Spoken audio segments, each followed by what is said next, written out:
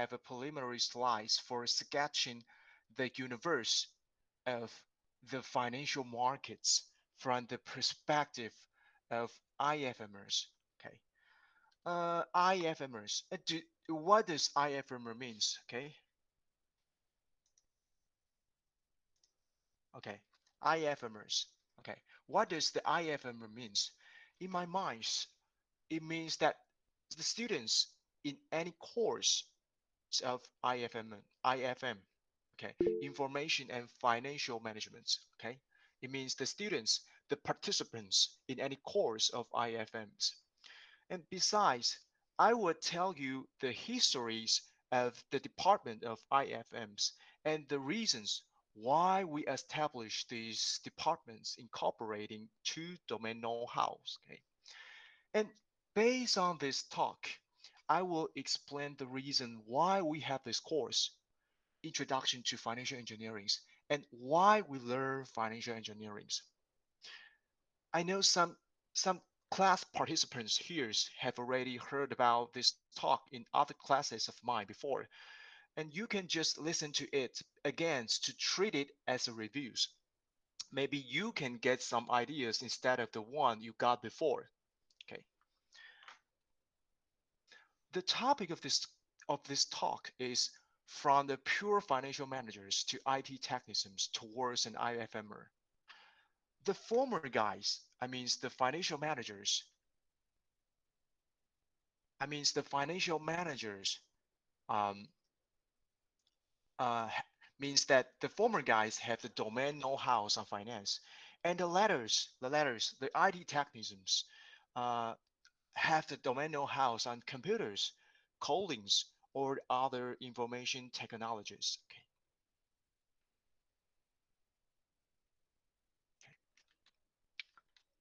Okay. Okay. Everyone knows that the name of our department is Information and Finance Management. Everyone knows that the names of our department is Information and Financial Management, but but everyone has ever thought about what does finance means. Here is the first in-class questions. So the newcomers, please go to the iCampus and download the in-class exercise answer sheets for today's class. And here I will assign the first in-class exercise. See the answer sheets you download from iCampus today's. Write down your answers to these questions in the answer sheets with the mark Q1s. Okay. The answer will be in English. In Chinese will be okay, I think. The answer will be anything you think or you imagine. Okay. You can write several sentences to describe what does finance means, or just write down the keywords that is the most related to finance you think. I want to see your answers, not the answers or the contents from the following the following slides of lecture ones. Okay, and write down your answers in the answer sheet. Like Li Weichen says that finance that you think monies, and you write monies in the answer sheet. Okay, everyone here is in the class need to go to the iCampus to download the in-class exercise for today's class and write down your answers. And here I have already assigned the first in-class exercise. The answer is the question is the question is what does,請講。or just explain your answer. What do you think about the words finance? Okay, I will give you maybe 3 minutes. Okay, then I will tell you what I thought. What does finance means? Okay, 3 minutes. 3 minutes. Okay.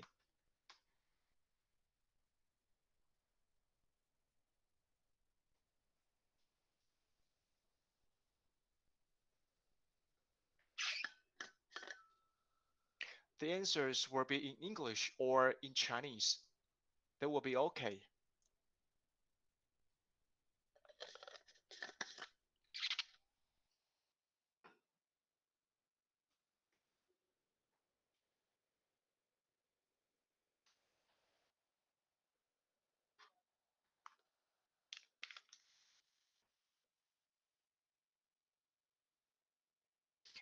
and a warm reminder is the answer sheet is needed to be uploaded to iCampus right after class is dismissed. Okay, the deadline will be the end of these days. Okay.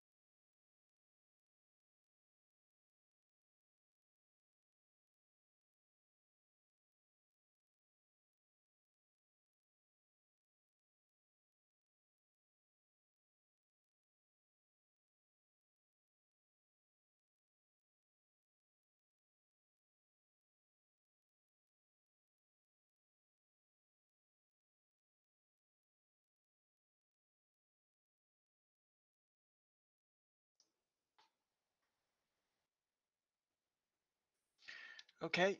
How could we divide the word finance? Okay. In Chinese, the words means 财务金融. Okay.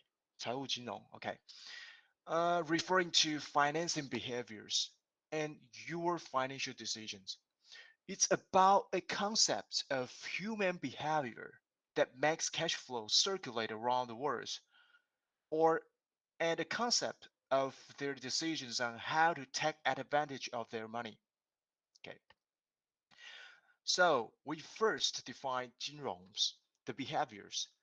Then we talk about 财务, the decisions. Okay, now imagine, imagine that you are the main actors or main actress in these scenarios. So you stand in the middle of the slide. You are an employee of companies, or maybe you are employers. That is, you have your own company. You worked to produce something in order to earn your salaries, okay, in forms of cash, or maybe in the forms of a package of cash and stocks. Then you start thinking, okay, thinking how to use or manage these incomes. Intuitively, first of all, you make consumptions. For examples, you need to buy food, commute, pay rent, and many others. You make consumptions, and the companies provide services and products to make monies. Okay. Then after after that, suppose you have remaining monies. What will you do? What will you do? Put it to a safe. It could be a solutions, but maybe we can find a better solutions. We can always find someone's having investment opportunity but does not have enough money to make investments. Then you lend your money to them. We call this behavior financings. So they can make investments to make profits, and you receive interest periodically and finally get the repayments from them. Okay. So I try to define financing in these ways. Financing means you provide your idle funding, or we say idle monies for somebody in need. Who owns the idle fundings? Suppose you are the persons. Who is the ones in need? Maybe a persons or a companies or a country having investment opportunities. Theories are developed to explain that financing will benefit the two counterparties. Do you want to learn how this theory is developed in this class? Do you have any interest in it? If your answer is yes, just tell me after class. I will give you the materials. Okay. So putting the money in this to the safe seems not a good ways, or we say an efficient ways. Okay. Financing behaviors benefits two parties. First, the one having idle monies. Second, the one having investment opportunity but do not have money monies, but do not have enough monies. Okay. And financing behavior make the two counterparties become richer, become more money. Okay, become rich. Okay, and move a step further. Could we make financing behavior more efficient? Okay. The answer is yes. The answer is yes. We could make financing more efficient in the sense of two aspects. The first aspect is find the ones in need much quicker. The others is find the one with good credit. That is, they are the ones with higher possibility to make full repayment to use. So there is a good question. Which one is your prior concerns in terms of efficiency of financings? Which one is your prior concern in terms of efficiency of financings? And this is the second in-class exercise. Write on your answers to the questions in the answer sheets with the mark Q2s. You must briefly explain your answers. So go. I will give you 3 minutes to write down your answers. No wrong, no right. Just write down your comments or your explanations on on on these questions. Okay, 3 minutes. 3 minutes.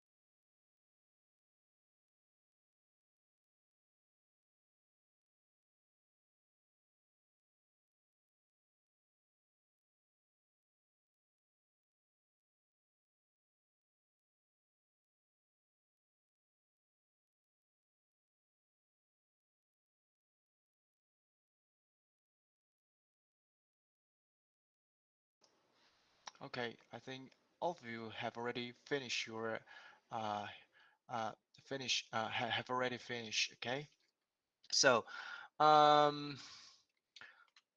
let's proceed to another otherwise identical scenarios. Okay, um, on the right hand side of this slide, there are the peoples in it.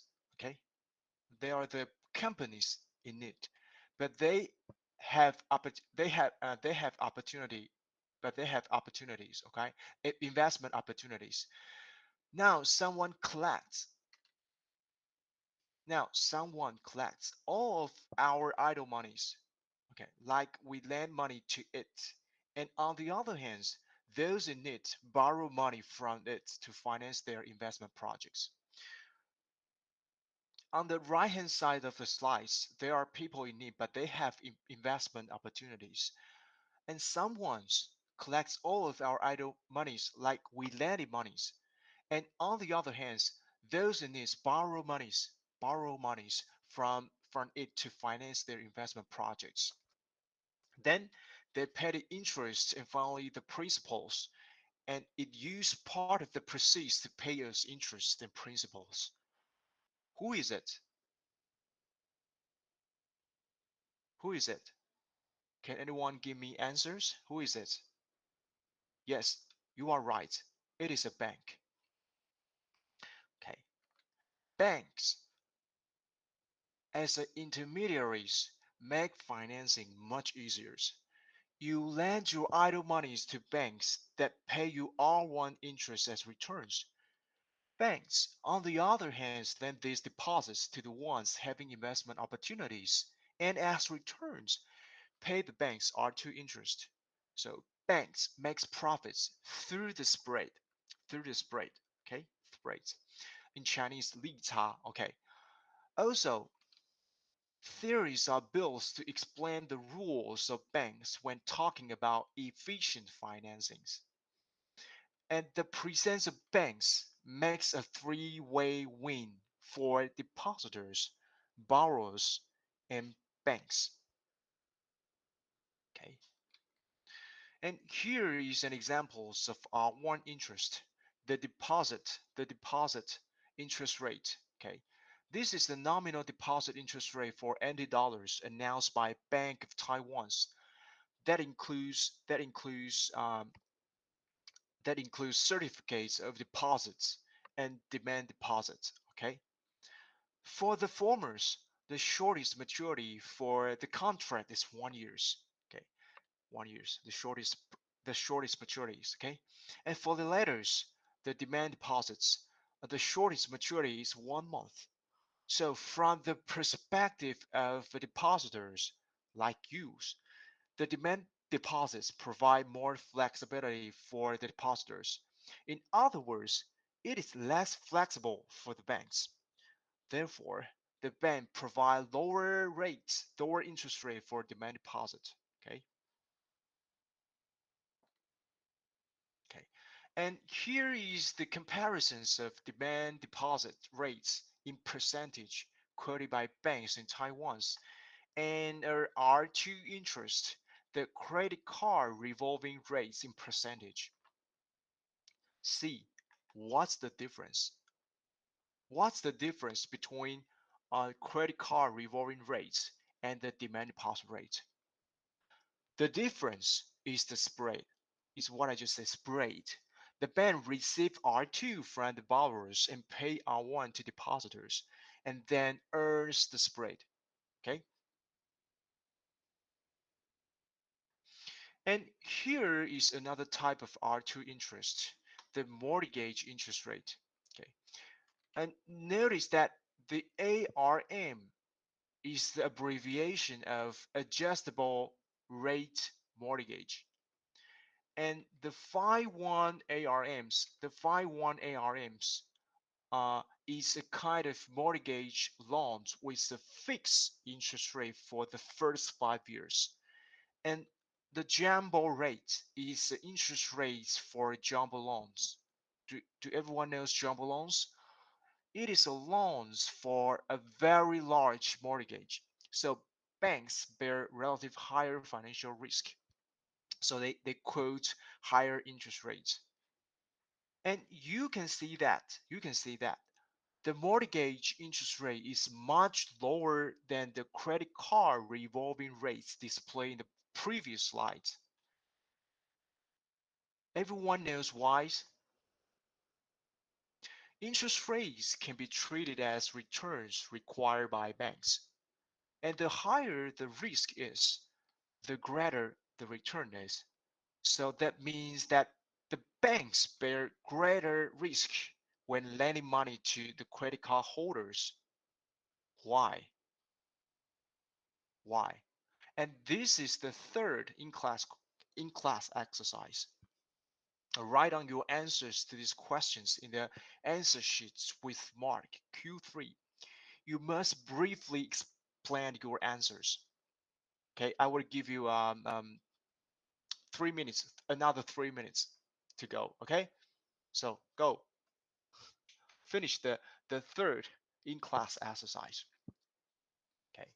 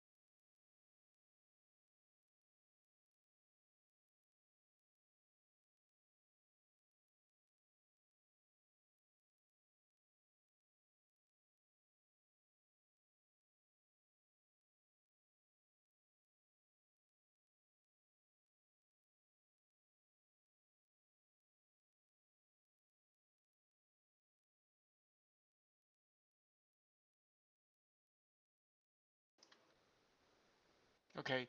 One of the possible answer is, I think this is my answers. Okay. Maybe it is your answers. Okay. Once mortgage loans are provided, banks take the house or land as collaterals. Do everyone knows collaterals? Collaterals. Okay. 押品哈. If borrowers cannot fulfill the loan repayments and defaults, The lender banks tax the house and can then sell the house for compensating their loss. So the financial risk for the lender banks are much lower than than the credit card revolving rate, the credit card lendings. Okay. Okay.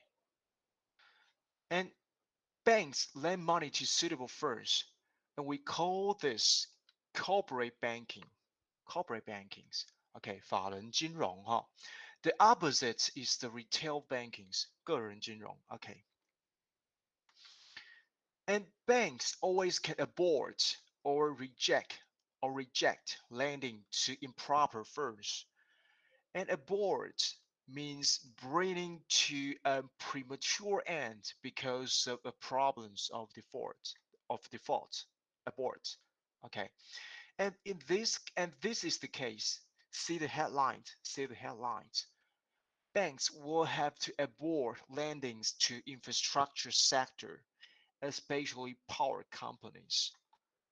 It means that power companies will be required to repay their loans prior to scheduled due dates. Okay. So, in sums, this is a triple win structures. First, you make investments. Saving money into banks is the most basic investment for everyone, and you earn interest and make profits, though the profits may be trivial. Okay.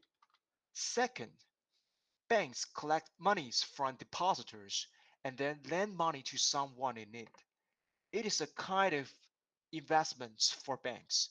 So banks make investments and make profits. Third, someone in need gets monies and then can provide services or products. They make investments and make profits. So that is a triple win structure. Okay. Anyone have any questions? If no, I will proceed further. Okay. And based on these structures, to make financing even more efficient, this system could be far more complicated. For examples, from our perspective, the deposit is our first choice of investments. Borrowing monies from banks would be the first choice for those firms to raise funds for investments and make profits. In addition, those firms in need can raise funds by issuing securities. Issue securities. What kind of securities? We say bonds and stocks. Okay, and those are the seconds. Those are the second and third choice of financings for the first.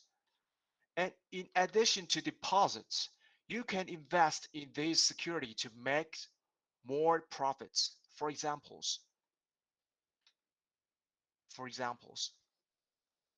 you earn dividends and capital gains if you invest in stocks issued by some profitable firms. For examples, for examples, you earn interest on corporate bonds that are much greater than the interest offered by deposits. And those are your second and third choice of investments. Okay, the, the second and the third choice of your investments. Okay, so this is the stock secondary markets, the Taiwan Stock Market Exchange. And this is the New York Stock Exchange. Okay, and I will give you any videos.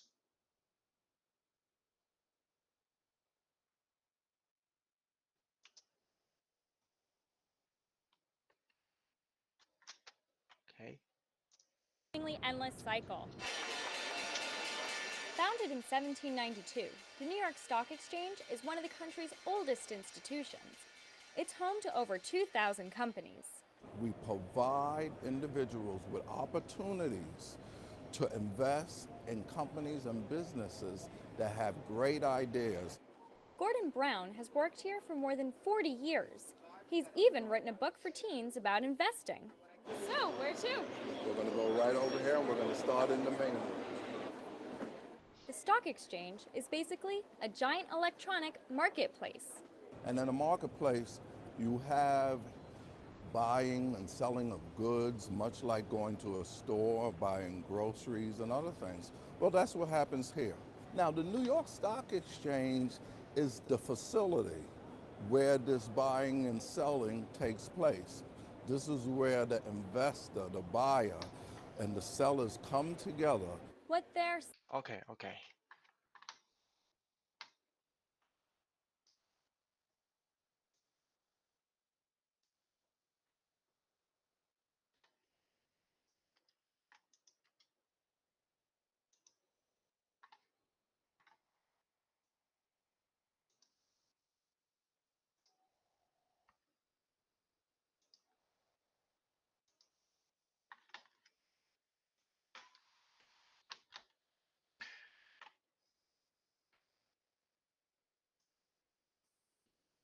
So this is the New York Stock Exchange, and the others is the Nasdaq Exchange.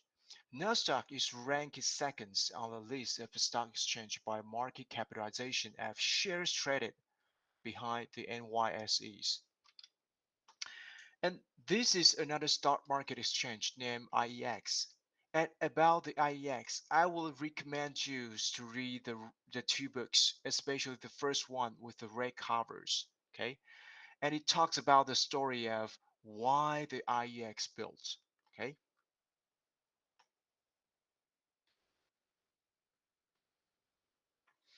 and these are two examples that the firm issues new stock shares to raise funds. And if this is the first time the firm issues stocks, we call it initial public offerings, abbreviated as IPOs. If it is not the first times, we call it SEO, seasons equity offerings. In Chinese, 现金增资 or 再发行股票. Okay, and there are several examples of IPOs in Taiwan's. And here's is the bond markets. Okay, bond markets, and we have corporate bond markets, and this is the least corporate bonds in the over-the-counter markets in Taiwan's. Okay. And this is an example of bond issuance. Foxconn's issued corporate bonds to raise $1 billion for expanding its production capacity. Okay.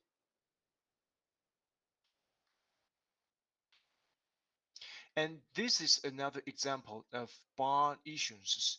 TVP, the Polish public broadcasters issued 70 million euros. Okay, and in addition to corporate bond markets, we also have government bond markets, and this is an example of Taiwanese government bond markets. And see how low the bond yields are. They are quoted in percentage. That mostly they are lower than 1% per year. So it is not a good investment for most part of us. Okay,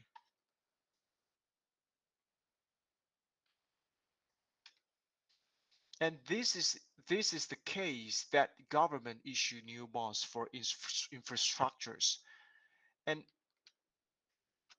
this is an electronic platform for government bond tradings. Okay, so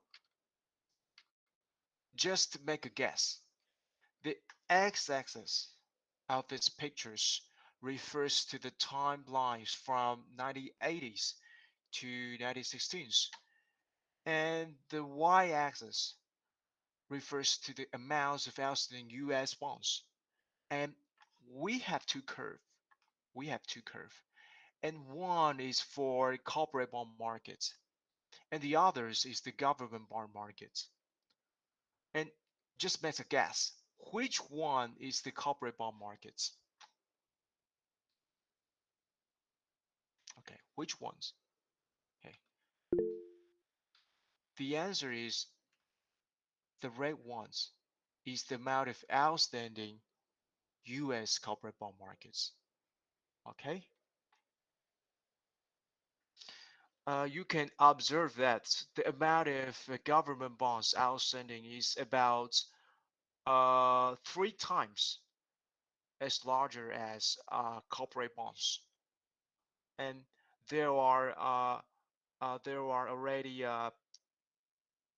20,000 billions dollars U.S. government bonds has already outstandings, a very huge large amount. Okay, right? So, and following this slide, I would like to ask you, a firm may announce default on their debts and file for bankruptcy. A firm may announce defaults on on their debts and file for bankruptcy. So does a country? The answer is definitely yes, and we call it sovereign defaults. We call it sovereign defaults. Okay, sovereign defaults means 主权在风险啊。Sovereign defaults. I will tell you how to spell it. Sovereign defaults. Sovereign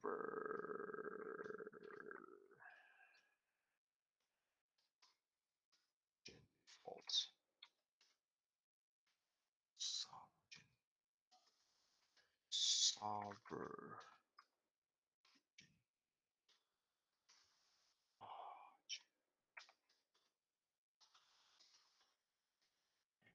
Sovereign defaults. Okay. We call it sovereign defaults. And Iceland's, Russia, and Greece are three good examples. And can you imagine the scenario that a country announced defaults on its debts? How does it look like once the once a country filed for bankruptcy? How does it look like? I recommend you to read the first books. It's about the stories of Iceland default. Okay, so here, here, I would like to briefly summarize the first part of the slides via this graph I mentioned in the beginning of this lecture. We define financings as the behaviors that you provide your idle monies for somebody in need. And there are two type of financings. First, financing through banks. Banks are like an agents or intermediaries between the two counterparties. We call it indirect financings. Second, financings not through banks. Those in need issue stocks and bonds, and others and those having idle monies buy stocks and bonds. We call it direct financings. Okay, and this is the triple win structure. Ideally, everyone in these structures become better and richer. Okay, and based on these frameworks, we talk about financial decisions. That is 财务决策 financial decisions based on the behavior of based on the behavior of financings. We talk about financial decisions. Okay. Okay. Okay. When it comes to financial decisions, we have two ways to go. Two ways to go. The first one is the personal financial decisions. Okay. You invest in yourself. It's about a consumption issues, such as maybe such as piano learnings, or go to school to get a master degree, or have a journey, or buy insurance contracts to get protections. And that's all about investing in yourself. Okay. Or you can invest in others.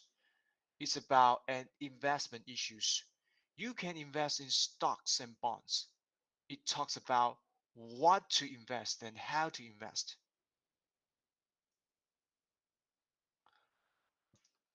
Furthermore, it talks about how you can do if you want to invest more. For example, you can trade on margins or short sellings, or you can invest in derivatives. For examples, you may spend a few dollars to buy an option on TSMC stocks worth about $600,000 per 1,000 shares. By buying the options, you can earn the profit as the stock price goes up, just like you hold the TSMC. The courses related to these topics are portfolio managements, and investment decisions. Okay.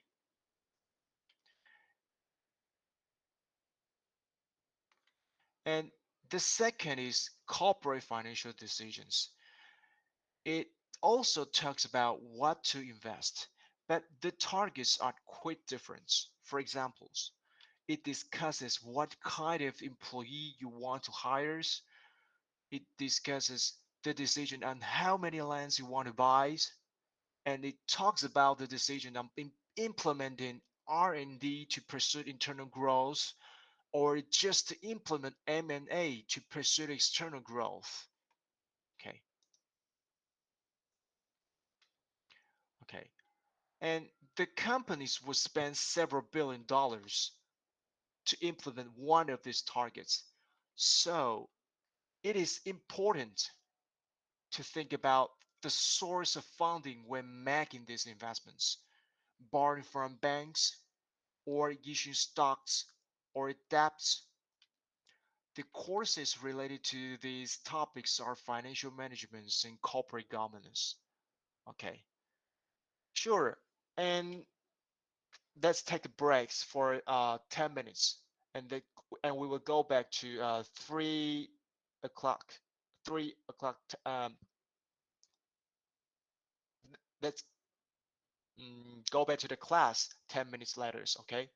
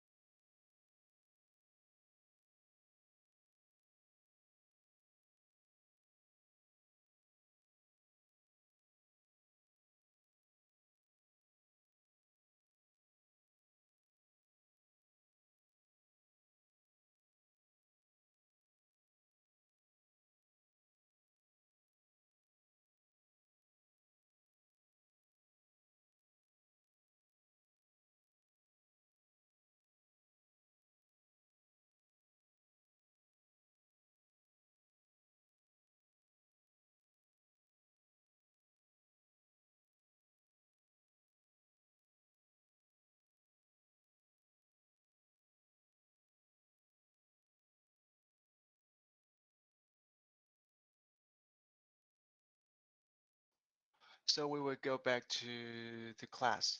Okay. Hey, Jason, I have already sent the course slides to you uh through the through the Facebook. You can check your Facebook message box. Okay, I have sent the course material to use. Okay, okay，好，大家还醒着吗？哦，好哦，我们就继续往下哦哈。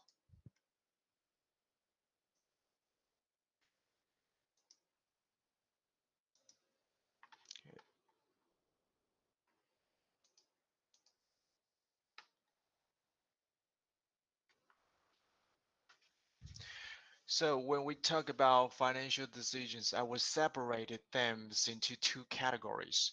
One is the personal financial decisions, and the other is the corporate financial decisions.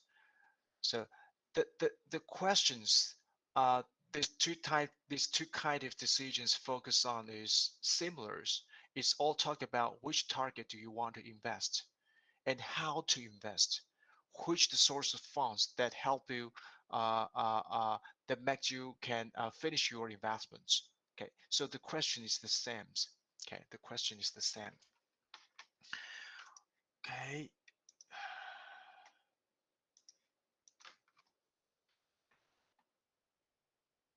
so this is a picture. Names. These 10 companies control everything you buy. See? Does everyone here know these logos? Hey, sir, we cannot see the slide. Oh, slides. Okay, sorry.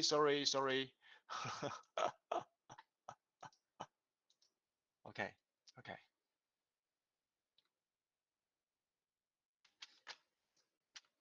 So what I just say is that um, when we talk about financial decisions, I separated them into two categories. The one is the personal financial decisions, and the others is the corporate financial decisions. And all of them, both of them, are talk about similar questions. And the question is, which targets do you want to invest, and how to invest? Which the source of funds that make you finish your investment projects? Okay, and this is the pictures. Names the 10 companies control everything you buy.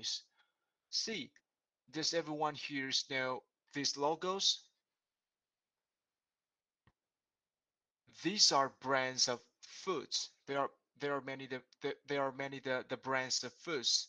See, this is KFC's and Pizza Hut's, and they are the two brands of foods are belongs to PepsiCo's.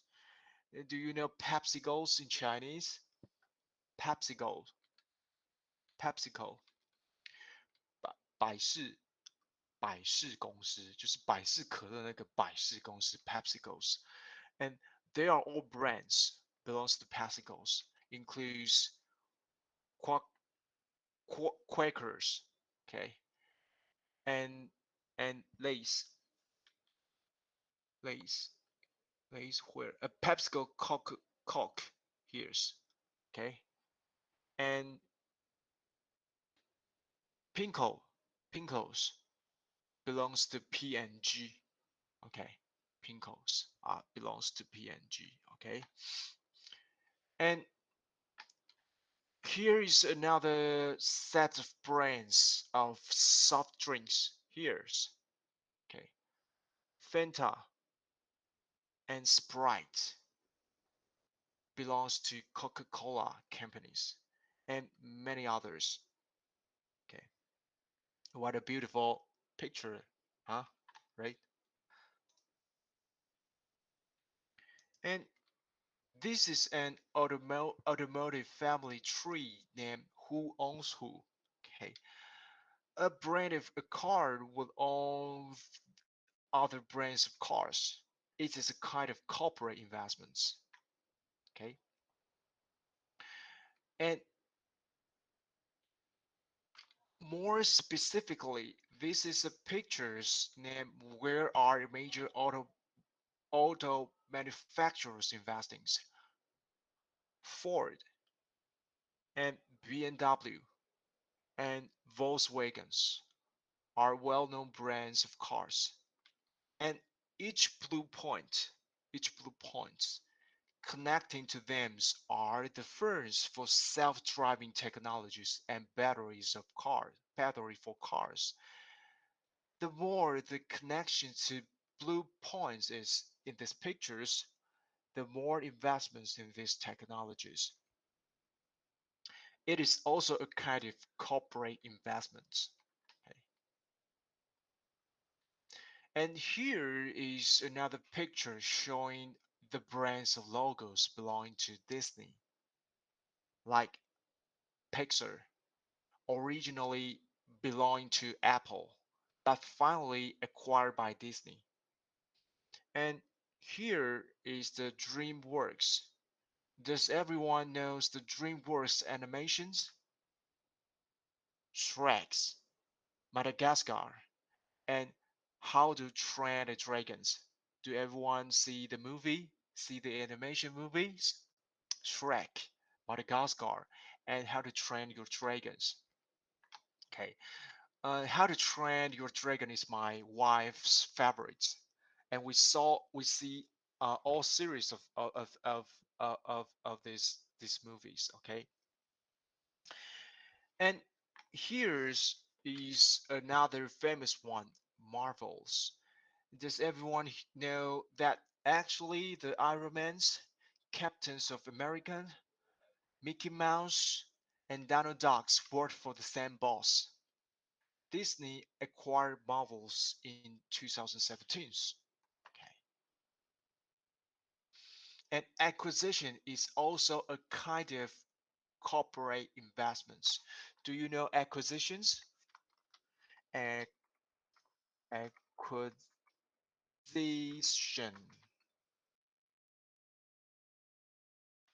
Acquisitions 并购. Okay. And here is another one picturing an empires of medias, Viacoms. And this is the music televisions, MTVs, and filmmakers Paramounts are all belonging to Viacom. Okay. And finally, this is a picture named Race for AI. Race for AIs. Okay. It illustrates the timelines and point out who are the major acquirers in AIs. We can see that Google acquired uh, DeepMinds and Emus and many other companies. So do Apple and eBay. Okay, so here we go. Let's talk about financial decisions, and let's talk about financial decision and try to bridge the relation between personal financial decisions and financial institutions. Okay, and all personal financial decisions aims to the topics manage your money well, just like the topic of the bestsellers in the bookstore says. Okay, you need to watch the stocks for the long runs, or some guys will tell you, I will teach you to be rich, or a simple path to wealth, or retire before mom and dad. Okay, all of these books about personal finance in the reading list talk about how to become rich. In other words, they focus on how to manage your money well. Okay, how to make them grow faster to make you obtain a life of financial freedom, a lifetime of financial freedoms. Okay, So C. This is Professor Wu in the Department of Information and Financial Management. And let's see his research interests: financial data analysis, fund management, market forecasting. That all talks about the techniques for financial decision makings. Okay. Again, here it is you in the middle of the slide. You have money in hand and can be separated into three parts for use. One is for consumptions, and the second is the remaining money after consumptions. Third is the ones you borrow from banks in order to make more consumptions or investments. And you can deposit the second part in banks to get our interest, or use the second and third part to buy stocks and bonds to get dividends and capital gains or coupons, okay, or enters insurance contracts of any types. Then you pay uh, insurance premiums to get protections, okay. On the other hand, you usually pay fees and buy stocks and bonds through security companies, or invest in bonds or stock funds created by security company to get capital gains. Okay. So the financial institution here is banks, okay, insurance companies, and security companies collect hundreds of thousands of billions of dollars from us because each person of us make his or her own personal financial decisions. And after collecting the monies, the financial institution as institutional investors then make big investments. Okay. Here, this is the top 10 offshore mutual funds in Taiwan in 2013. It can be observed that the one with the largest size is the one with the largest size is the high yield bond funds. And you can see that the market value of the bond fund is about $26 billion. Can you imagine that? One of the arrow here is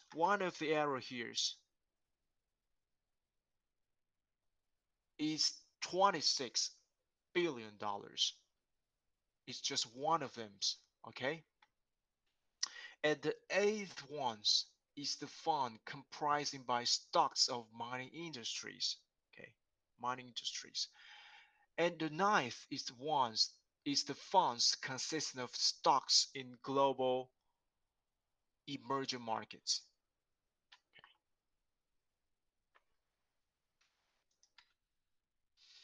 And here is the top 20 performing mutual funds in the US.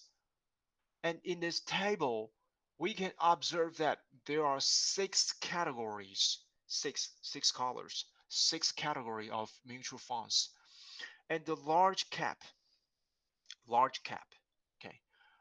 Large cap means the funds comprising by big company stocks. And the mid and smalls, the mid and small means the funds comprised by stocks of mid and small size stocks. And the balanced funds means the mix of large, mid, and small size stocks. And the debt incomes means the bond funds. Okay. So we pass the money to financial institutions such as banks, insurance companies, and security companies. And the financial institution as institutional investors, they use the money they collect to make investments. Therefore, we I mean everyone here's, make our own personal financial decision. And through these decisions, the financial institution collect these monies. And as the institutional investors that made their own financial decisions. Here, here are the top three institutional investors in Taiwan's. And the first one is dealers. They use their own money to make investments. The second one is the domestic institutional investors. They collect money from everyone here and use these monies to make investments. And the third one is the foreign investment institutions. Okay, let's see the web page of e-banks. Okay, there are several buttons to get services provided by the financial institutions. Okay, and here is the buttons for borrowing money from banks, and here's is the button for depositing monies, and here's is the buttons to buy funds or make other investments. It is the services provided by security companies, and you can also purchase insurance via these e-bank platforms. Furthermore, you also can pay to get other services like foreign exchange. In sum, you indeed make some investment choices, and these choices are closely related to financial institutions. Okay, and after picturing and illustrating the relationship between personal financial decisions and financial institutions, now I will picture how personal financial decision correlates with corporate financial decisions. The rules of financial institution and capital markets will be highlighted to bridge the two kinds of financial decisions. Here we go. Now you are here on the left hand side of the slide. You need consumptions and have some residual monies. Okay, and there are many companies on the right hand side of the slide. They have many investment targets, and some of them proceed to become their investment projects. You make your own decision to invest or to finance face to face with financial institutions. They include insurance companies, banks, and security companies, just like what you see on the e-bank platforms. Okay. On the other hand, banks collect money from us and provide bank loan to someone in need. One of them is our company on the right hand side. Okay. Also, to raise funds, okay, company will issue corporate bonds and stocks. Okay, and typically the biggest buyers will be the financial institutions. Okay, the company obtain money via financings. Okay, including the indirect and the direct types. Then those companies make choices from their investment target and to implement some of them, and they earn revenues and repay the interest or distribute some of their profits to their stockholder as returns. And we call them cost of financings. Okay. Okay. And the place, or we said the platforms to get financings, or we said to raise capitals, is what we say the capital markets. As a matter of fact, there are a variety of markets in one country, such as product markets, for example, cell phone markets, food markets, and etc. Or labor markets. Labor market is the place to find suitable employees, and the other ones is the capital markets. Okay. Companies have their investment project and targets, And so do the financial institutions. They search their target in the capital markets. Also, these financial institutions make their financial decision face to face with us. Face face to face with us. We, as the depositors, lend money to banks. We, as policyholders, pay insurance premiums to insurance company to obtain protections. And for insurance companies, insurance payments is like a debt repayments. So, in summaries, it is the presence of financial institutions and capital markets that associate personal financial decisions with corporate with corporate financial decisions. To get financings, the companies in need on the right hand side will find the investment targets to cater to potential investors' preference. That is your preference. And it is your preference that change the company's preference of investments. See, this is the whole pictures of the connections between personal and corporate financial decisions. And this is a visualized capital market in Taiwan's the online platforms of the over-the-counter markets. Okay, company can issue stocks and bonds here to raise funds. So let us guess against, make a guess against. The x-axis of these pictures refers to timelines from 2000s to 2016, and the y-axis refers to the amount of outstanding U.S. bonds. The amount of outstanding U.S. securities, not U.S. bonds, U.S. securities. And here we have two curves.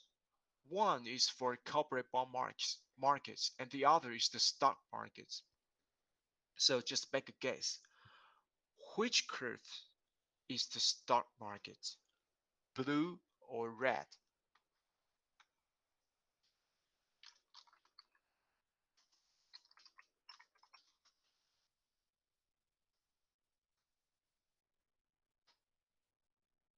Okay. Blue ones, the blue ones, blue ones is the dollar amounts of the stock markets. So you can see that actually the stock market is much smaller than the corporate bond market. Do you know why? Do you know why? I will give you 5 minutes. Please write down your answers. Okay. On the answer sheet with mark Q4s. Okay. If you do not have the definite answers, you can imagine an answers. There's no right or wrongs. Okay. Write on your reasons. Why? Why? The stock market is much smaller than corporate bond markets. And you must explain your reasons. So I will give you 5 minutes. 5 minutes. 5 minutes. Okay.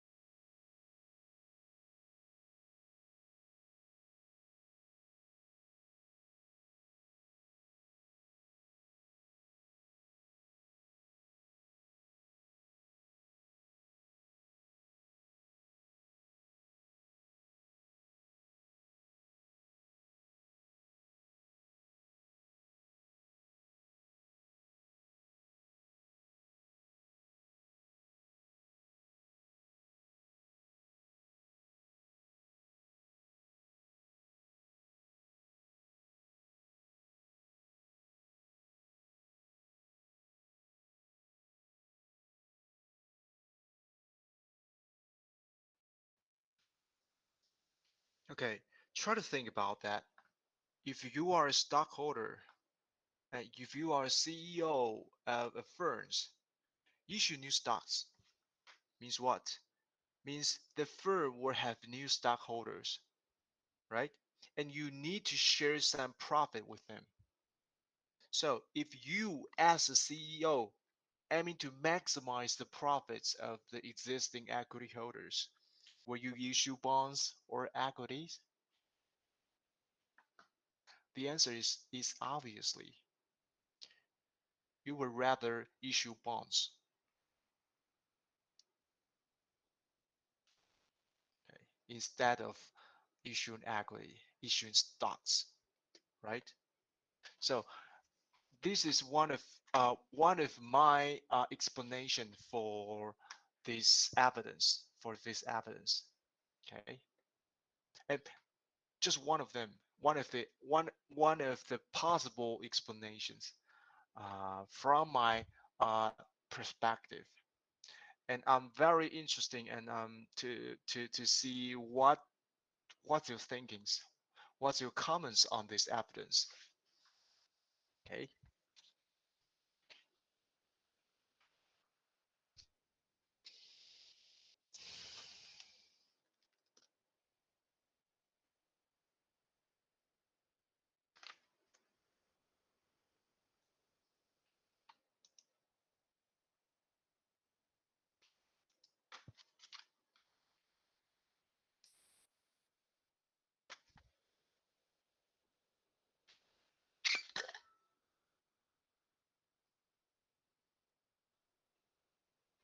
Or someone would like to share share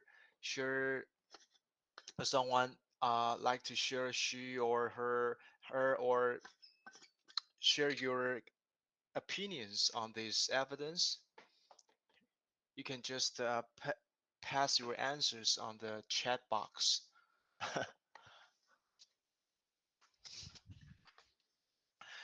Okay, now we will proceed to the last part of these lectures. Okay, last part, the most important part. Okay, um, why do we combine finance management with information technologies? The following is the storylines. Okay. Oh, thank you, Zhang Youhong. Okay, I'll see your answers. Okay, okay. We we make a step forward alongside these pictures. Here, not only you, but also the financial institutions and companies make investments. And once we make investments, we face risk, the risk of suffering losses. So everyone here has incentive to hedge. Do everyone know hedge? The word is hedge. Yes. Thank you. Okay. Thank you. 这个诚心. Okay. Hedge is a way to protect yourself against financial losses. And how to hedge? How? You can buy derivatives. It is a financial products with the underlying asset you invest, such as stocks and bonds. Once you incur losses as the price of a stock you hold goes down, you earn the benefits from the derivatives on the stock you hold. And here after the pictures, somebody asked, okay, and here's after the pictures, somebody asked, could AI, artificial intelligence, facilitate accurate investments? Could computer algorithm help us find the right stocks and bonds so that we can maximize our profits given tolerable risk? Or given the investment profits, could we minimize the investment risks? Okay. On the other hand, everyone here has demands on derivatives. Security companies issue lots of derivatives to meet these demands. So these companies may ask, are the price are the prices of these derivative fairs? Okay. If if if we sell the derivatives to investors, could we make losses? So they search for the analytical fair price for the derivatives. Okay. Security companies sell the derivatives, so they would like to know which is the fair price for the derivatives. Is the derivatives is fair to us? Is fair to the companies and fair to the investors? They want to ask for the fair price. Okay. And recently, with the technological advances, some financial institution ask, could we provide could we provide new financial services for our customers like online bankings, robo advisors, or mobile payments? So once we have a new technologies, is it possible for us to do financing with our financial institutions? We lend our money to somebody in need directly without passing the money to financial institutions. That is, we earn the spread between R1 and R2 interests on my owns.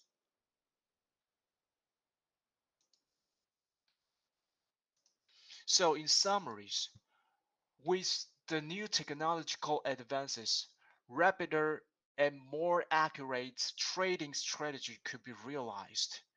For examples, the presence of decision support systems and artificial intelligence. And parallel computing and arbitrage.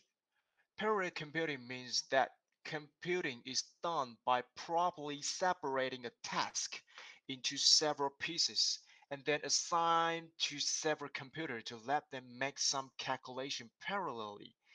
It would tremendously increase the speed of calculations. Okay. So, if some financial products in the market are mispriced, that is, they have more than one price in the markets, then you can buy them low and sell them high as soon as possible to earn the investment profits. This is arbitrage. Do everyone knows arbitrage?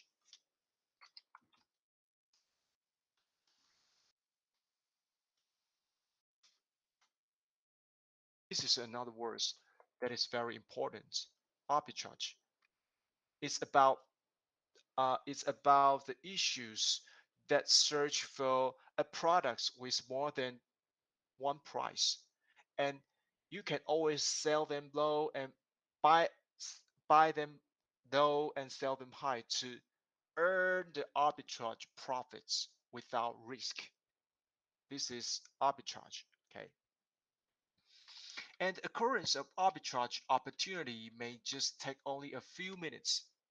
A few minutes. So you need to parallel computing to find them as soon as possible. Okay. On the other hand, with the new technology advances, it is easier to implement data minings or text mining for the sentiment analysis. Could we find some clue about a successful sale via the conversation between seller and customers? Could we find some clue about the analysis divisions for the stocks via some words they use in their reports? Okay. Okay. In addition, with the new technologies advances for calculation power, more and more customized forms of derivatives and bonds would be created, and more investment projects could be accepted by firm with presence of more tool to hedge. And new forms of financing would push new investments. The world made more progress. And new forms of financial services result in new interactions between financial institutions and their customers, such as the presence of robo advisors for personal financial decisions and mobile payments. And we also can analyze the customer's behaviors via big data.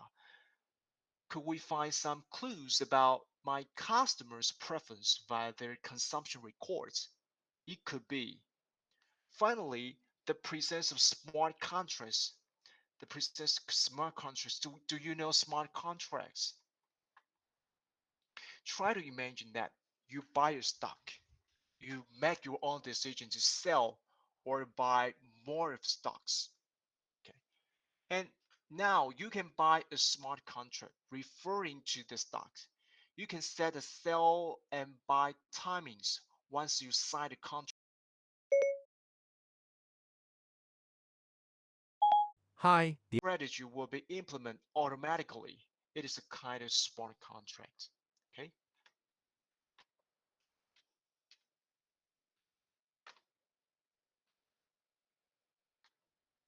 And after going the storylines, now we talk about the risk.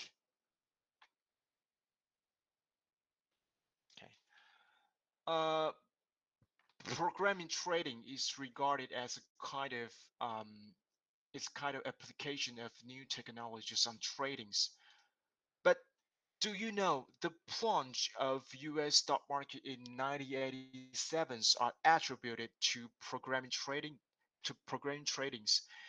On the Black Monday in 1987, the Dow Jones index was more than 20% off a day. Can you imagine that 20% off a day? Okay. And similar scenarios occurs in 2018. On February 5th, Dow Jones plunged 1,175 points, and they are all attributed to programming tradings. Okay, and Professor Muenz, okay, also support these arguments. Let's see what he say in the TV shows. Just wait me a second, okay? I show you. I will call him to support me to tell you what's the risk of programming tradings, okay? Here, here.10年、30年，美国国债也到历史的低点哈对。那所以现在很多人是川普投顾吗？我追踪川普就好了啊。对啊，还是因为过去的暴跌是因为新冠病毒的关系对啊，哈。这我们都知道。但是你觉得是程式交易的关系吗？大家可能我们都忽略了这一块。大家可能忽略，现在美国市场可能有70%到80%以上是程式交易在做，是机器人在做交易，不是人。如果机器人 A 它杀下来，机器人 B 看到机器人 A 杀下来，它会不会跟着杀下来？所以造成这样很剧烈的波动。Okay, thank you, Professor Mu En. He supports these arguments. Okay.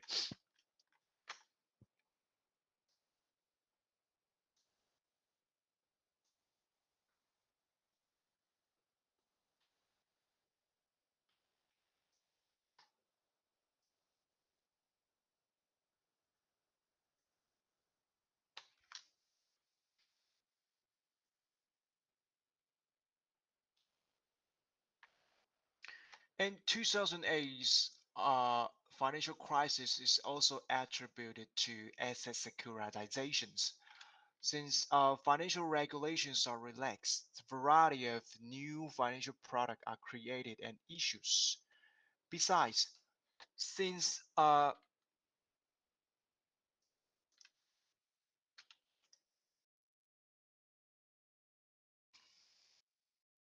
level of interest rate is low, that encourage the investor to search for a new investment target instead of depositing.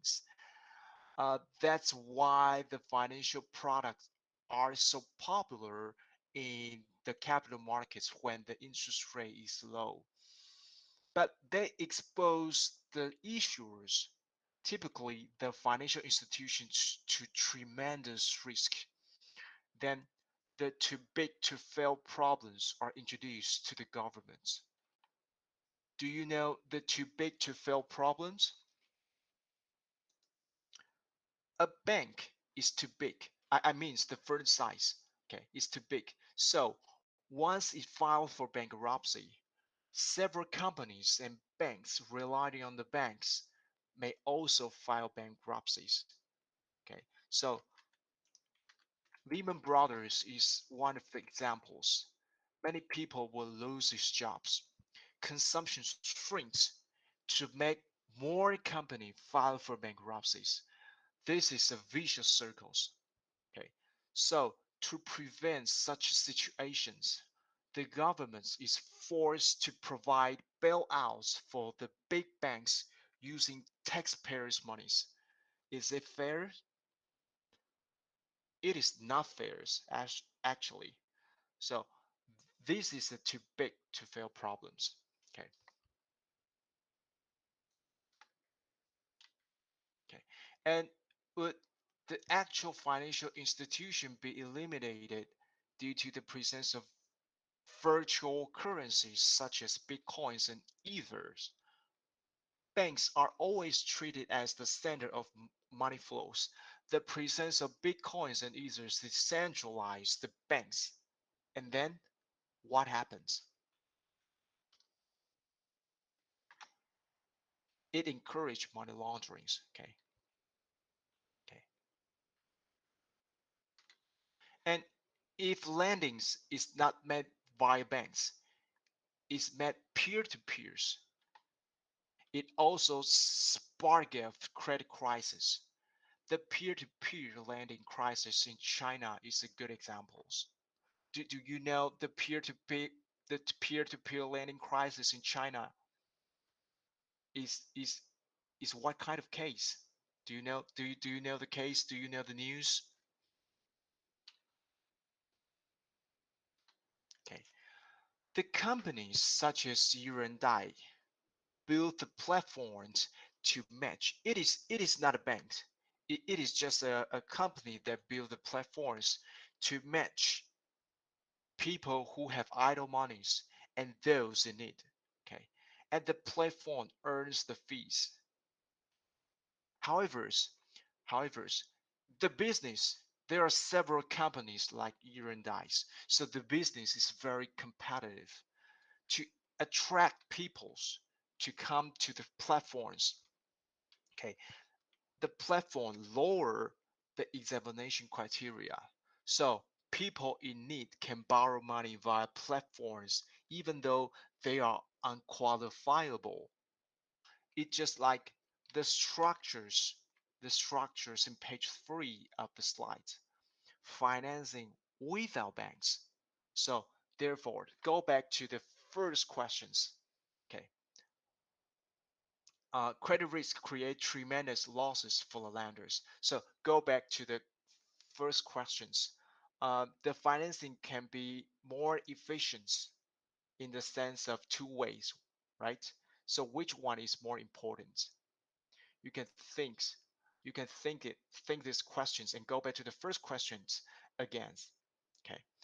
So now we take a 10 minutes breaks, and we will go back here 10 minutes later for tense. Okay, let's take a break.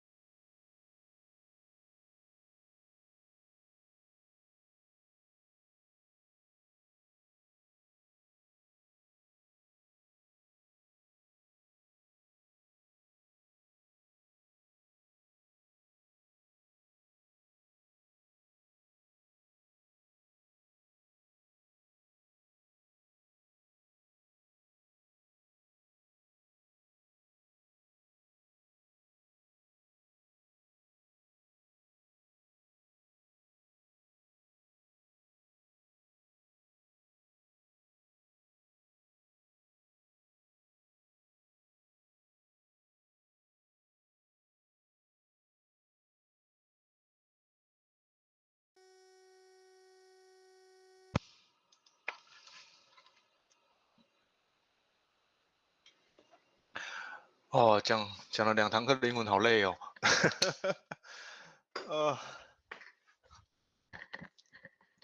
你们都回来上课了吗？你们都回到校园里面来上课了吗？还没。还没有。那下个礼拜是都要回来上课的，是不是？就说学校的规定是这样吗？不知道哎，不知道，所以还是都是看你。是吗？决定。因为我在课堂上syllabus 上面是写说，只要是2级以上，2级以上就用那个远端授课，是这样写啦。但是学校好像是有说开放要回来实体上课的，对不对？对啊，全体远端只有3周嘛。那只是就是说不知道说这个 OK， 10月12号之后实体上课哈。OK， 好，那这样好了，那就请各位就是诶这段时间啊，在下次上课前，你们密切注意一下那个 I 学员的那个公告区，我会把要怎么上课把它写到公告区，可能应该是会有比较大的机会是要实体上课啦。好，实体上课。好啊，那如果万一有个一个万一，那就是线上上课。好，我会在那个我们的公告上面写。好，公告上面写啊，你们就是上课前几天你们稍微注意一下，这样子。好，稍微注意一下。好，我再继续上课了。OK。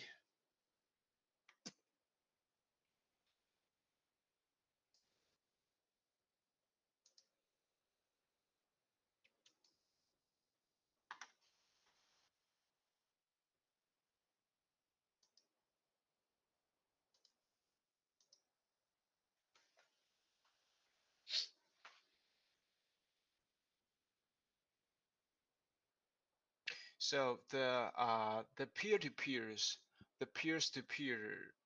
financial crisis is occur in Chinese that tells a lesson and uh,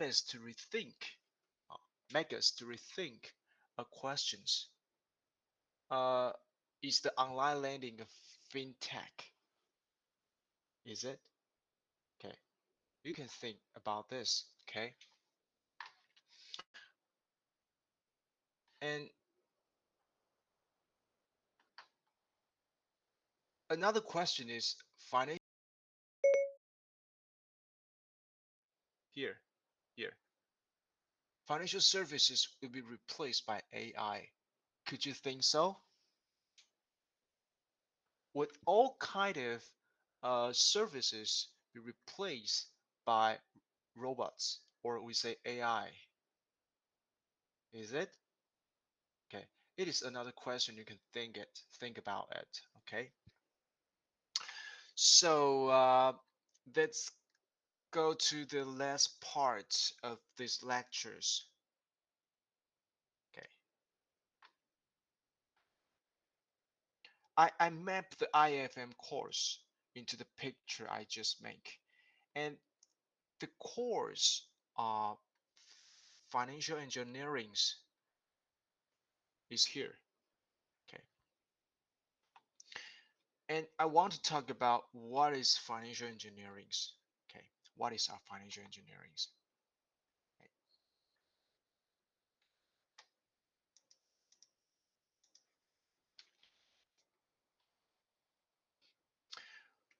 Financial engineering is the creations of some new financial products like an engineers to meet investors' need for hedging and investments like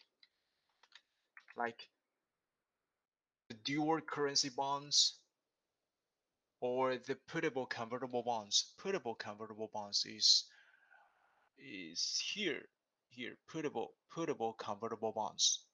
Okay. Okay. And this is a type of financial innovations.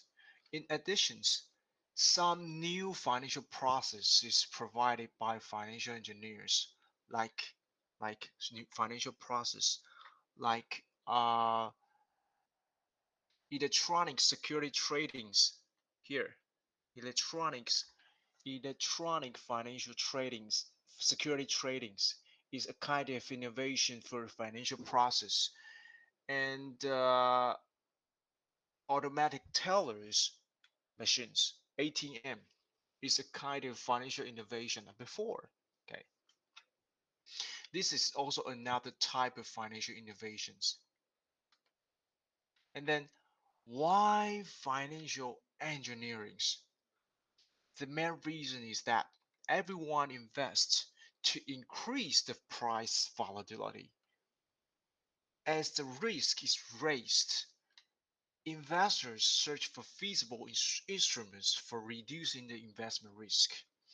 And at the same time, since the competing among financial institutions, just wait me a minute. Okay.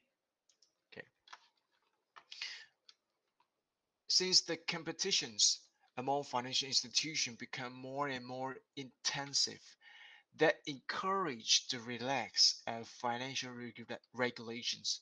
So new type of financial instruments are created to meet investors' need. Since new technologies allows the financial engineers to analytically and numerically provide the fair price for these financial instruments. Therefore, actually, many newly created derivatives can be appropriately evaluated. Okay, so typically, we may ask, given the interest rates and stock price, how can we evaluate the fair prices of the corresponding forwards, swaps, and options derived from them? And through what kind of algorithms? And with the algorithm, what kind of tools can we utilize to implement? In this class, we use C and MATLAB, and the software will be the dev C++ or the MATLAB. Okay. So finally, this is the core syllabus I've already presented in previous weeks, and this is the grading policies. So finally, I will use these films to conclude these lectures. And this is a very good lectures, and this is a TED Talk lectures with the topics: Can financial engineering cure cancers? And here we go. The last in-class exercise is to brief the talk and make some comments on these lectures. And it will be the last assignment for this week's class. Okay. Okay.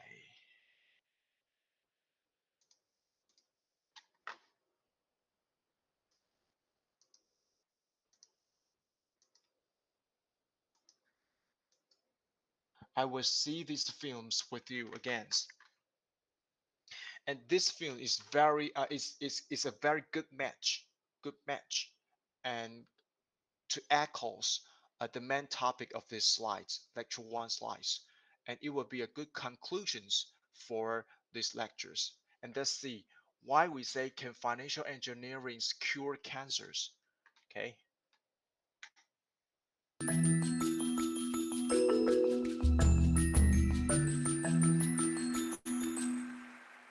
If you're under 30, you probably use Facebook all the time.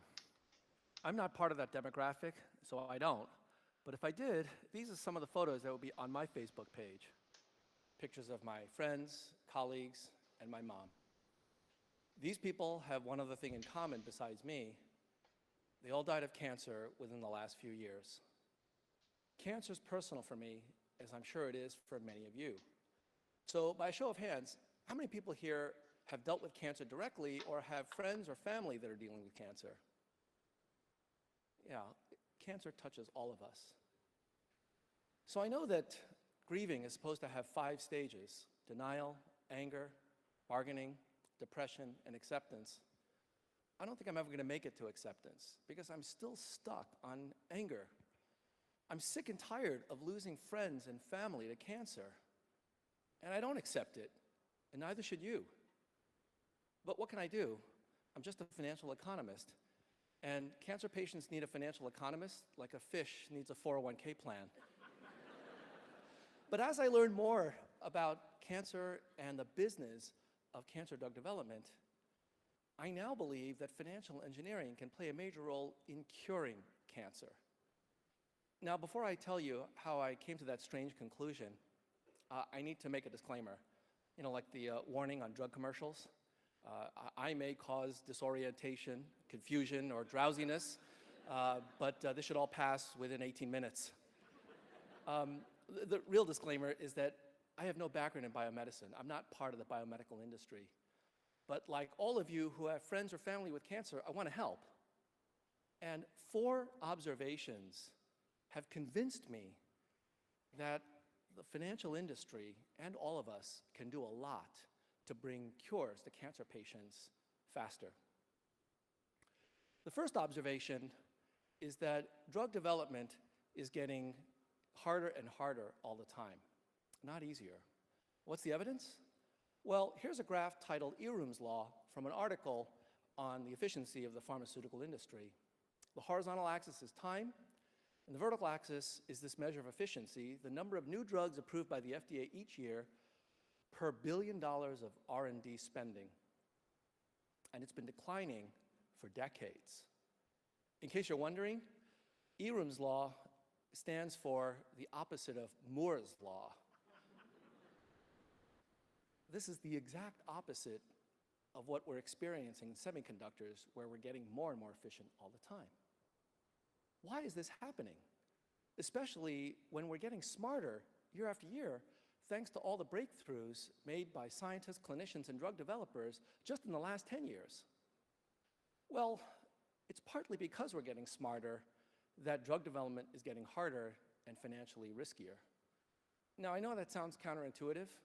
Usually when we get smarter, things get easier and less risky, but it's just the opposite in biomedicine. As we learn more about the complexity of human biology and disease, we realize that there are many, many things that can go wrong, and a lot of possibilities for either fixing or preventing them from happening. And because of scientific and ethical reasons, we have to test each of those possibilities with a separate and independent clinical trial. And each clinical trial takes years and thousands of patients and hundreds of millions of dollars, which somebody has to pay for. And that brings me to my second observation, which is that funding is declining because financial risk is increasing. So let's talk about financial risk. Turns out that most clinical trials are done by big drug companies, but ultimately, it's the investors in those companies that have to pay for those trials, including you and me. And here's a fact about those costs. We like return, but we don't like risk. And I'm going to give you an illustration of that. I'm going to show you an investment of $1 in 4 different financial assets. I'm not going to tell you what they are, or even over what time span they last. I want you to take a look at these 4 assets and tell me which one you would prefer if you could only have one. Try to balance the risk-reward trade-off for your own preferences. Okay, by a show of hands, how many people want the green asset? Okay, how about the red asset? All right, how about the blue one? A few hands. And how about the yellow one? Yeah, let the record show that most of you want the yellow asset. Well, let me tell you what you all chose. First, the time span is from 1990 to 2008. And the first asset, the green one, is US Treasury bills, the safest asset in the world, but not very attractive in terms of return. The second asset is the S&P 500, the US stock market. More return, but more risk. The third asset, the blue asset, is Pfizer, the drug company. and it's got an even better return, but a lot more risk. Now, what about the yellow asset, the one that most of you picked? The yellow asset is the feeder fund for the Bernie Madoff Ponzi scheme. And that's why it ends in 2008.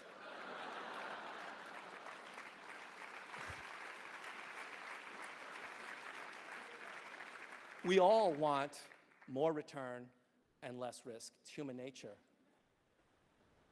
Now, let me ask you about a second investment opportunity. This investment requires an upfront payment of $200 million. It takes 10 years, where you get nothing in between, and in year 10, your payoff depends on drawing a ball from this urn. The urn has 20 balls, 19 of them yellow, 1 of them red, and if you draw a yellow ball, you get nothing. But if you draw the red ball, you get $12.3 billion. A fantastic payday, but remember, you only have a 1 out of 20 chance of picking that ball. 19 out of 20 times, you get nothing. So, by a show of hands, how many people want this investment? Yeah, not too many takers. Well, these are the back of the envelope typical numbers for investment in a single anti-cancer drug candidate. And it's just not that compelling. You know, in the history of Major League Baseball, the player with the lowest batting average of all time was a catcher from the Cincinnati Reds named Bill Bergen, who in 1909 batted 139. 139 is the lowest batting average in baseball history, and it's almost 3 times the number of hits you can expect from cancer drug development. It's just too risky.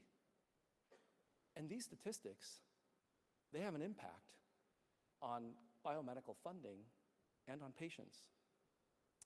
When my mother was dealing with lung cancer, I was introduced to a very successful biotech company developing an experimental therapy for this disease. I was privileged to meet with the chief scientific officer as well as the chief financial officer, and I asked what I thought was an innocent question. I asked them if their financing had any influence on their scientific agenda. And the chief scientific officer looked to his CFO, shook his head sadly, and turned back at me and said, "Influence? Our financing drives our scientific agenda." Now, as an economist, I guess I understand, but as the son of a dying patient, I was absolutely outraged. What do interest rates, stock market volatility, and Fed policy have to do with whether you should treat non-small cell lung cancer with angiogenesis inhibitors or immunotherapy? Nothing, but it drives their scientific agenda. Now, I'm no scientist, but shouldn't the science drive the financing? The problem is, investors don't like risk. But sometimes the most innovative therapies are the riskiest. You know, when you're swinging for the fences and going for home runs, you're going to strike out a lot more than when you go for singles and doubles. David Ortiz is a good example. So, drug development is getting harder, financial risk is getting bigger, and funding is getting lower. What do we do about this? Well, what if we used financial engineering to improve the odds of cancer drug development? That brings me to my third point, which is that finance can help lower risk. We do it all the time. Here's how. Instead of investing in one project at a time, let's invest in a portfolio of 150 projects all at the same time. Now, I know this sounds crazy. First, you need 150 times 200 million, or $30 billion. Where are you going to get that kind of money? Well, as an economist, I have a simple answer.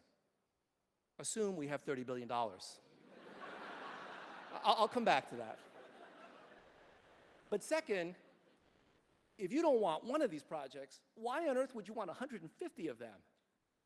Well, you've heard the old saying, if at first you don't succeed, try again. What if we could try again all at the same time, 150 times? If we did that, the chances of getting at least 3 hits out of 150 independent trials is a stunning 98%. A 98% chance of getting at least 3 hits in 150 times at bat.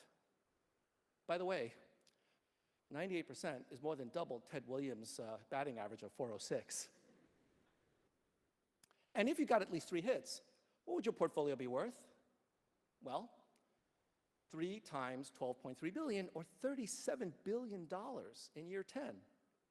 This is Moneyball for cancer drug development. Now, what about the first issue? Where are we going to get the $30 billion?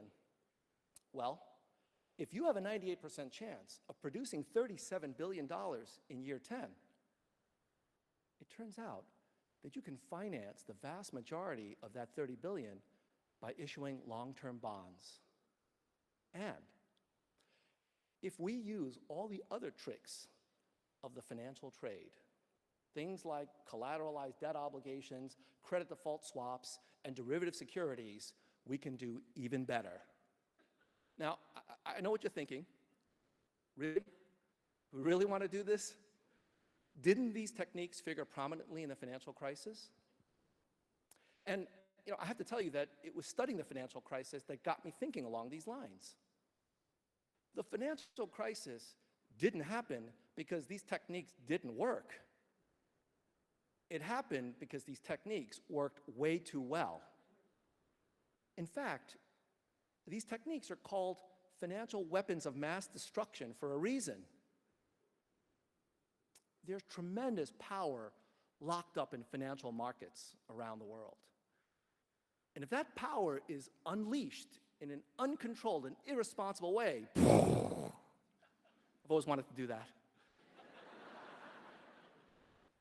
You get devastation and years of nuclear fallout. But the analogy also applies at the other extreme.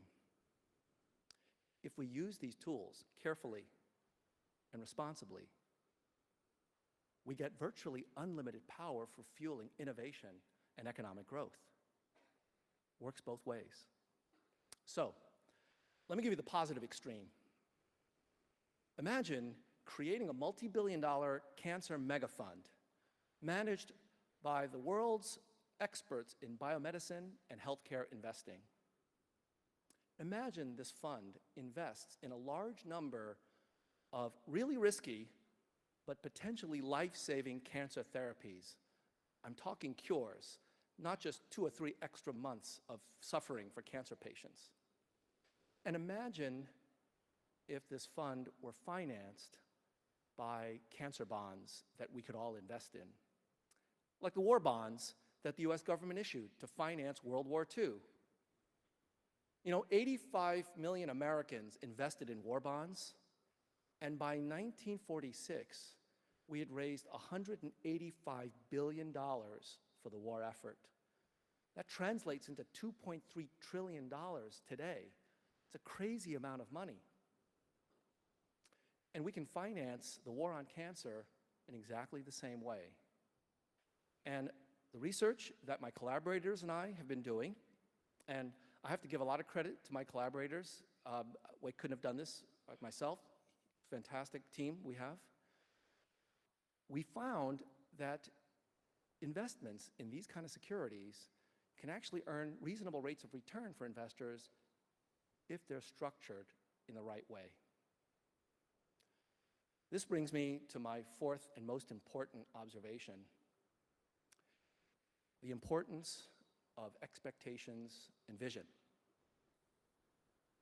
So, just throwing money at this problem is not enough. We need to know how to use the money well. And as an outsider to the biomedical industry, I'm not qualified to manage a cancer megafund, and nor am I trying to start one, so please don't send me your money. I believe that's the first time a finance professor has ever said those words in public. But I've had the great good fortune of meeting a number of people who are supremely qualified to manage this megafund, as well as a large number of investors who would be delighted to invest if it were structured properly. And the work that we're doing at MIT is to develop the financial models that bring these two groups together. You know, financial markets are all about expectation and vision. If investors expect that you can cure cancer, if they share your vision, believe me, they'll be more than happy to finance all of it. With the right expectations, the right financing, and the right vision, we can accomplish amazing things. I want to leave you with a really powerful example of that vision, which has to do with Harvey Lodish, an MIT colleague of mine who's a cell biologist at the Whitehead Institute. When I first heard this story, I decided then and there, I want to be Harvey Lodish. And let me tell you why. In 1983, Harvey co-founded a small biotech company focused on developing therapies for Gaucher's disease, a rare genetic disorder that affects maybe 1 in 20,000 births here in the US. This condition is caused by a mutation, a typo in your DNA, that prevents your body from producing an important housekeeping enzyme that breaks down fatty substances. Without this enzyme, these fatty substances accumulate in your organs, causing all sorts of trouble for your liver, your spleen, and bone development. For many Gaucher patients in 1983, this was a terminal illness. Not anymore. Harvey helped to develop a method to replace this missing enzyme in Gaucher patients. And in 1991, the drug Ceridase was approved. That drug and its newer versions have saved many thousands of lives over the course of the last several years. And that startup, it's called Genzyme. And in 2011, Sanofi acquired them for $20 billion.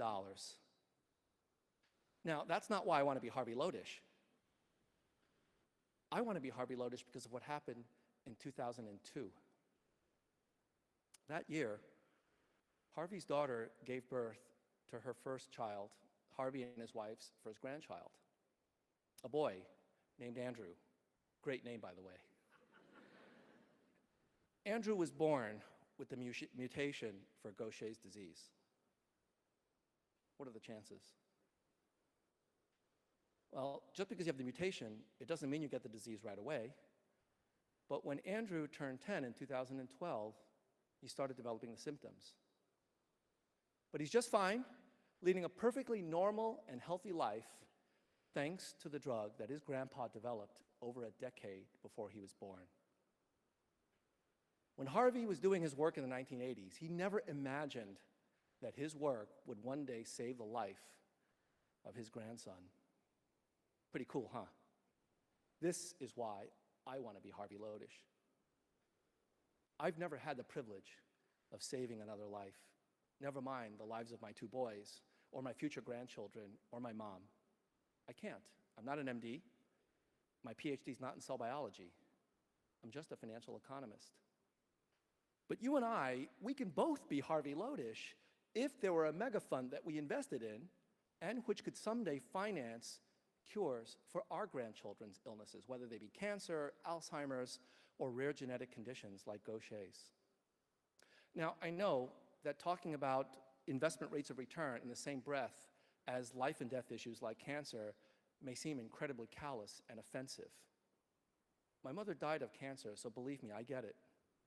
But if we don't talk about investment rates of return, we're not going to get the amount of funding we need to deal with these terrible afflictions. With the right kinds of financing, we can cure cancer and many other diseases. Finance does not have to be a zero-sum game if we don't let it. We can do well by doing good. And if we work together, we can do it now. Thank you.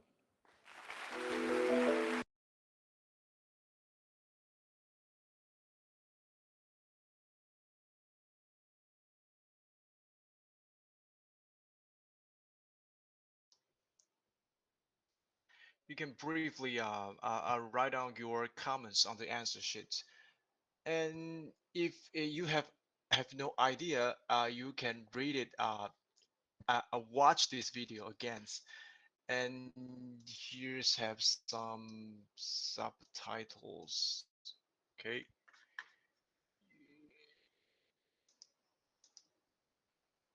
See, you can do this.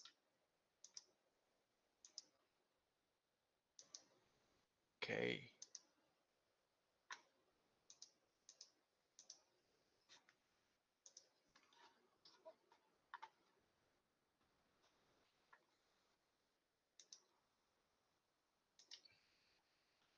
Okay. And you can reviews if you still have no idea how to write, how to brief these lectures, you can review the video again with the ways I just show you. Okay, and this class have remaining 20 minutes. Okay, I will left the times to use to finish the answer sheet, to finish the in-class exercise for this week's. Okay, and once you finish it, you upload the answer sheets to the iCampus, Okay, and the deadlines will be the end of these days. Okay, so I will let the rest of the times for everyone here. Okay, and a warning reminds, and before the beginning of the class 2 weeks later, I hope everyone participants in this class uh, can finish the installation of dev C++ and uh,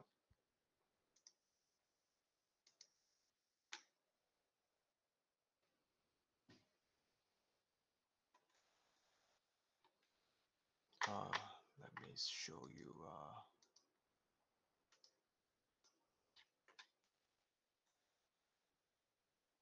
Okay. I hope everyone here can finish the installations of dev C++ or MATLAB and before the beginning of the next class.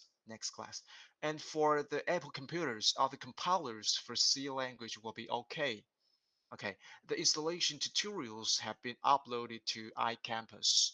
So once the next class begins, I will assume that your computer is equipped with div C++ or MATLAB for finishing the next in-class exercise.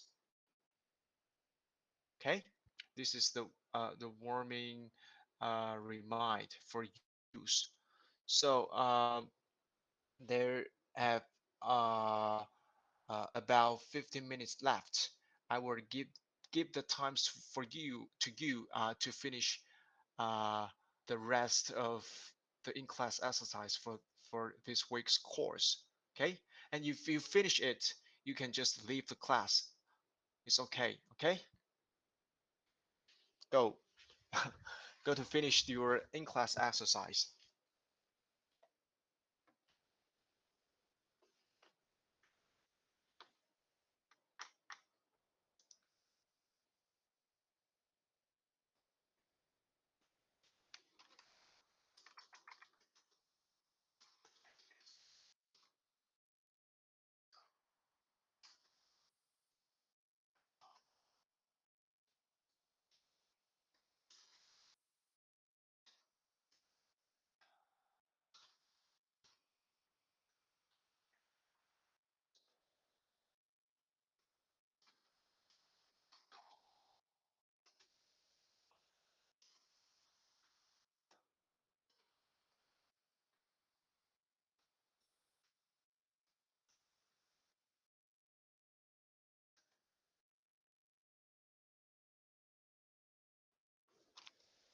And MATLAB with version 2021 is okay. You just install one of them. You can just install one version of them. It's okay.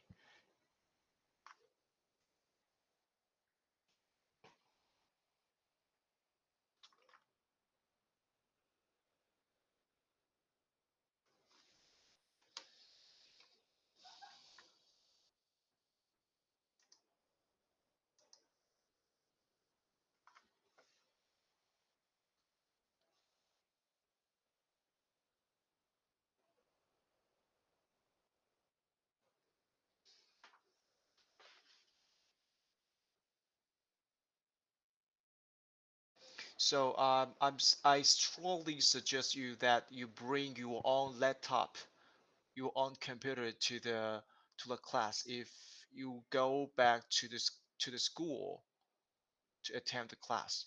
And I know our computer classrooms, the computer is in the classrooms have already installed the dev C++.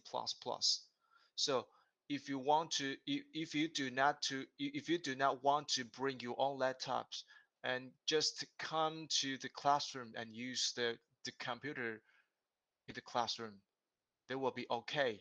They will be okay.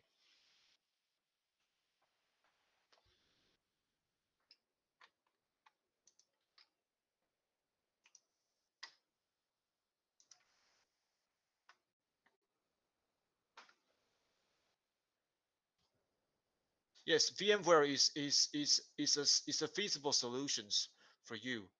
Okay, but the quality of VMware is depends on the quality of that day's internet.